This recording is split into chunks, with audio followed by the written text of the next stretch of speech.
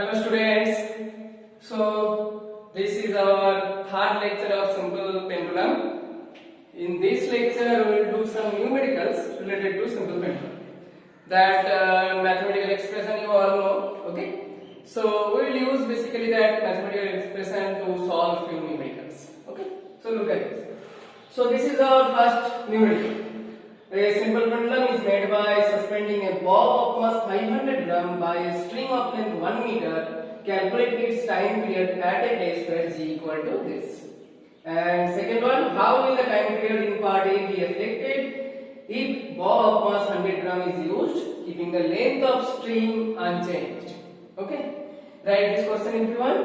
Okay, so I am erasing this. Then I am solving how to tackle this kind of problem. So length is given 1 meter, g is 10 and mass 500. So first one, length is given, length A equal to 1 meter, g gravitational acceleration is given, that is 10 meter per second square, and mass of the bob is given. Mass of bob, that is 500 gram. Okay, we have to find the time. So what is the formula for time period? So T equal to 2 pi root over L by G. Okay, L is given, G is given, you do not need mass. So equal to 2 pi root over L means 1, G means 10, unit will be, this is time period, so second. Okay, and this will be, if you calculate this you will get 1.99 second. Okay, pi is 3.14 or 22 by 7. If you put this you will get 1.99 second. Okay, now second question. This is time period. Now second question was how the time period of simple pendulum be affected if mass is changed to 100 gram. So look at this equation, there is no mass. Okay, look at this equation, there is no mass. And in the previous lecture, simple pendulum 2, at the end I discussed that on two factors the time period of simple pendulum does not depend. The two factors are what? One is material or mass of the bob, and second one is amplitude of the oscillation. So here mass is changing. Okay, but on the mass time period does not depend, so that means time period will remain unchanged. Time period will remain unchanged if mass of the bob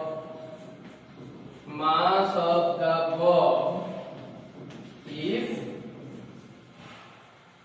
changed to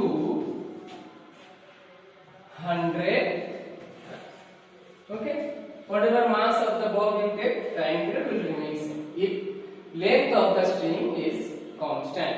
It is written in the question, length of the string is constant. So this is the first problem. In this way you will solve. Okay, next we will see our second problem. So this is our second problem. Compare the time periods of a simple pendulum at place where g is this and that respectively. Okay, so here g is changing, how time period will change? So what is the relation between the time period and gravitational acceleration? That we will use here. So the relation is t, time period is proportional to 1 by root g. Okay, so I am writing the first one is g1 equal to 9.8 meter per second square, and second one is g2, that is 4.36 meter per second square. Okay, now in this type of problem, comparison type of problem, here you write this equation in ratio. So t1 by t2 equal to, as it is inversely proportional, so it will be root over G2 by root over G1. Okay, so it will be root over G2 means this one, so we can write it like this, root over 4.36 by 9.8. Okay, after calculating this you will get almost equal to 1 by 1.5. 1 by 1.5 means 1.5 means 3 by 2, that is 2 by 3. So at the end we can write T1 is to T2 ratio equal to 2 is to 3. Okay, so this is one comparison type of problem where gravitational acceleration is changing, then how time period will change. Okay, understand? Next we will see our third problem. Okay, so now look at the third problem. Okay, look at the third problem. Compare the time periods of simple pendulums of two simple pendulums of length 1 meter and 16 meter axis.